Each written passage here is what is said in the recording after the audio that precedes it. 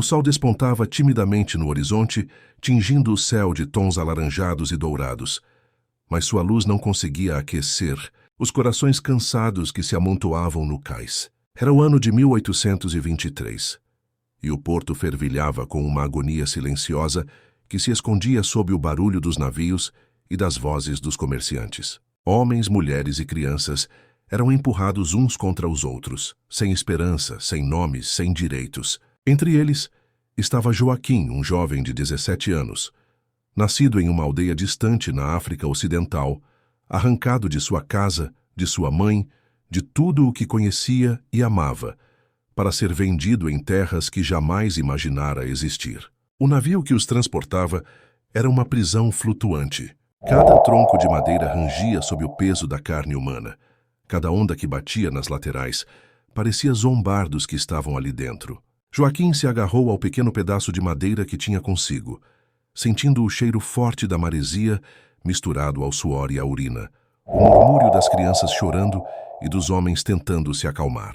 Ele não entendia por que o mundo podia ser tão cruel, por que pessoas podiam decidir o destino de outras como se fossem mercadorias. Seu coração batia acelerado, misto de medo e raiva, e ele prometeu a si mesmo que jamais se dobraria, mesmo que o corpo clamasse por descanso. Quando finalmente o navio atracou, o calor sufocante do verão brasileiro recebeu os recém-chegados. Soldados armados e donos de engenhos gritavam ordens, cortando qualquer tentativa de resistência. Joaquim foi separado de outros jovens que, assim como ele, sonhavam com liberdade, mas que agora estavam presos a destinos desconhecidos. O cheiro da terra úmida misturado à fumaça das fogueiras no porto queimava suas narinas.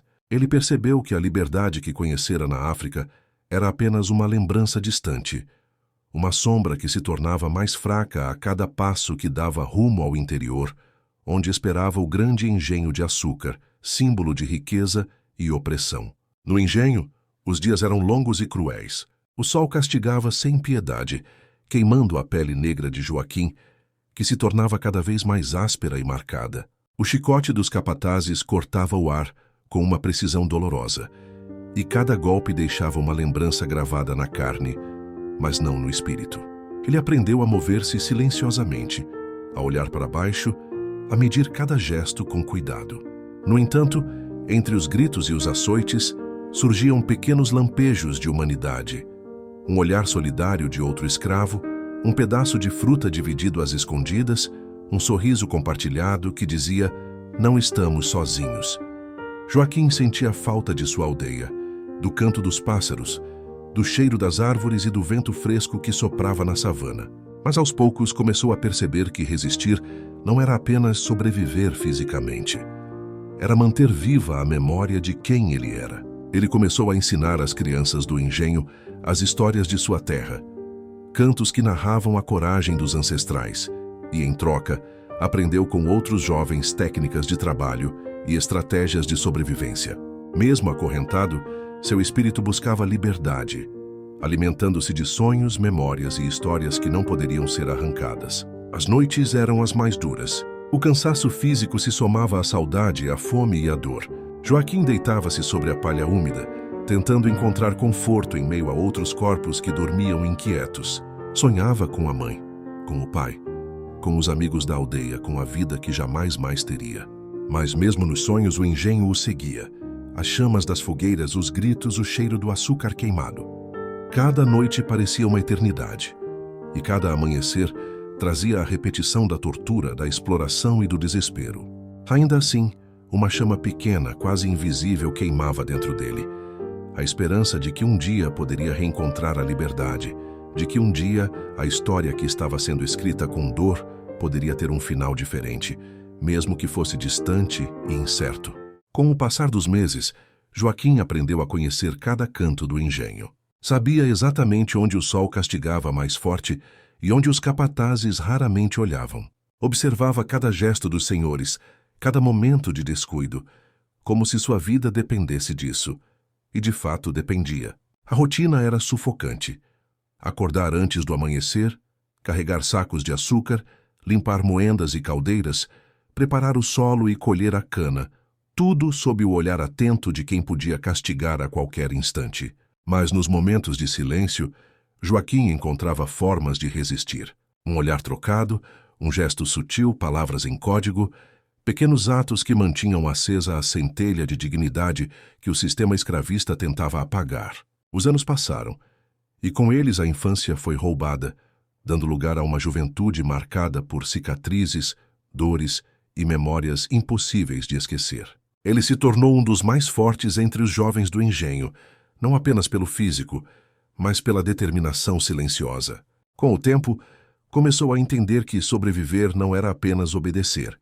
Era também planejar, aprender e esperar o momento certo. Ouviu histórias de rebeliões, de fugas e de quilombos distantes, onde homens e mulheres negros conseguiam resistir, mesmo que temporariamente, à opressão que parecia infinita.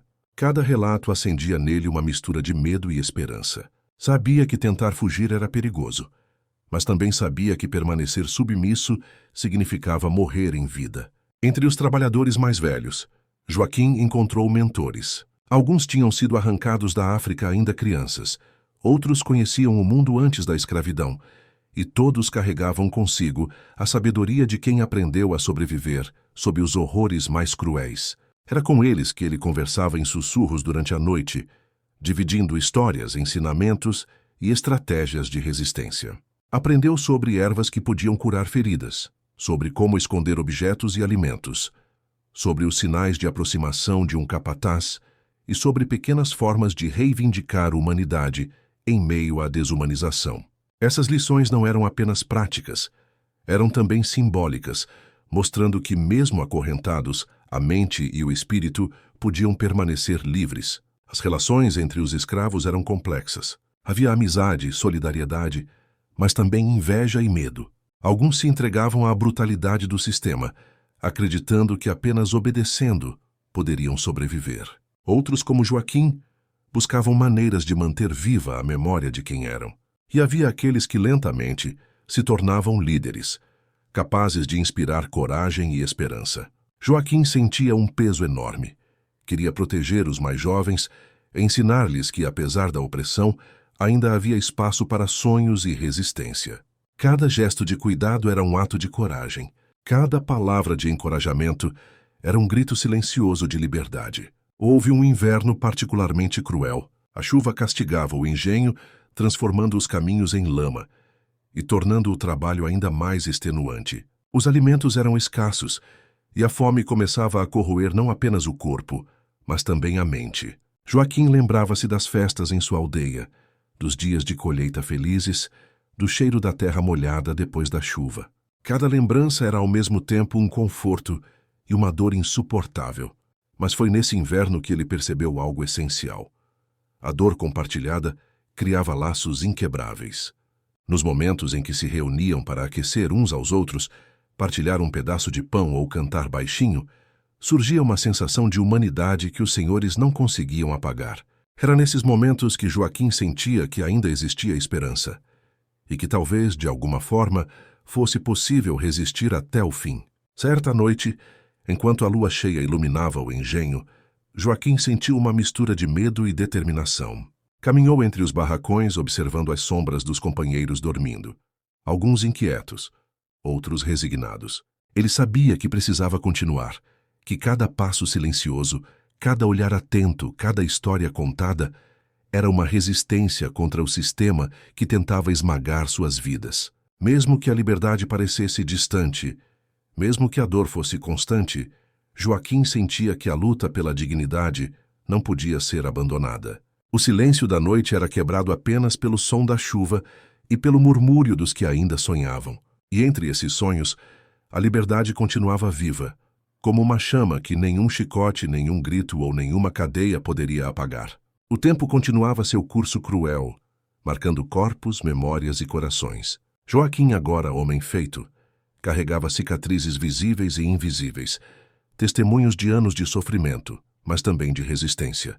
Seus olhos negros, que outrora refletiam apenas medo, agora carregavam uma determinação silenciosa. Sobreviver, proteger, lembrar. Cada dia no engenho era uma batalha entre a submissão exigida e a dignidade que teimava em permanecer viva dentro dele. A liberdade ainda parecia distante, mas Joaquim aprendeu que a verdadeira resistência não se mediria apenas em quilômetros percorridos ou grades quebradas, mas em manter a humanidade intacta, mesmo diante do horror mais absoluto. O engenho, símbolo de riqueza e opressão, parecia viver de duas realidades paralelas: a dos senhores, que desfrutavam da luxúria construída sobre o sangue alheio, e a dos escravos, que transformavam a dor em força e a resistência em pequenas vitórias diárias. Joaquim tornou-se um líder silencioso. Orientava os mais jovens, transmitia histórias de sua terra natal e ensinava a importância de lembrar quem eram, para que o sistema nunca pudesse reduzir suas identidades a meros números. Pequenos atos de solidariedade, dividir um pão, cuidar de um ferido, acalmar uma criança aterrorizada, tornavam-se armas poderosas contra o desespero que tentava se instalar em cada barracão. Certa tarde, um incêndio irrompeu no depósito de açúcar. A confusão se espalhou rapidamente e os gritos ecoavam pelo engenho. Entre o caos, Joaquim correu entre as chamas, ajudando a retirar os mais fracos e os mais jovens do perigo. A fumaça queimava seus pulmões, a pele ardia, mas ele continuava. No olhar de cada criança que conseguiu salvar, ele viu não apenas medo, mas gratidão e esperança.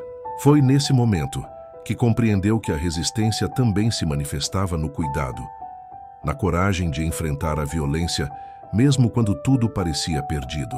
Cada vida salva era uma pequena vitória, uma prova de que ainda havia humanidade em meio à brutalidade. Apesar das pequenas vitórias, a realidade da escravidão continuava presente, implacável. Castigos, humilhações e trabalhos exaustivos eram rotina. A fome, o cansaço e a dor física eram acompanhados pela saudade de uma terra que Joaquim jamais poderia voltar a ver. Mas ele descobriu que mesmo nas condições mais desumanas, havia espaço para a memória, para os sonhos e para a esperança. Ele começou a planejar silenciosamente uma fuga coletiva, estudando rotas, observando os guardas e reunindo aliados confiáveis. Cada gesto precisava ser preciso, cada passo calculado. A liberdade, ainda que distante, se tornava uma meta tangível, um sonho compartilhado que alimentava os corações cansados de dezenas de companheiros. Na noite marcada para a fuga, a tensão era quase insuportável. Joaquim conduziu os companheiros sob o manto da escuridão, atravessando caminhos íngremes e florestas densas, o coração acelerado, mas a determinação firme. A cada tronco que cruzavam, a cada som de animais ou passos distantes, o medo tentava dominá-los, mas a coragem coletiva se sobrepunha. Quando finalmente chegaram ao quilombo, encontraram terra, comida e liberdade. Uma liberdade ainda precária, ainda marcada pelo medo de perseguições, mas infinita em comparação à prisão que deixaram para trás. Joaquim sentiu lágrimas escorrerem, não de alívio, mas de emoção profunda, de reconhecimento da vida que ainda pulsava dentro dele, apesar de tudo. Nos anos seguintes, Joaquim tornou-se uma figura de referência, não apenas por sua força física, mas por sua capacidade de transmitir coragem, memória e esperança. Ele contou suas histórias para que ninguém esquecesse, para que as gerações futuras compreendessem o que significava viver sob a escravidão, resistir e sobreviver.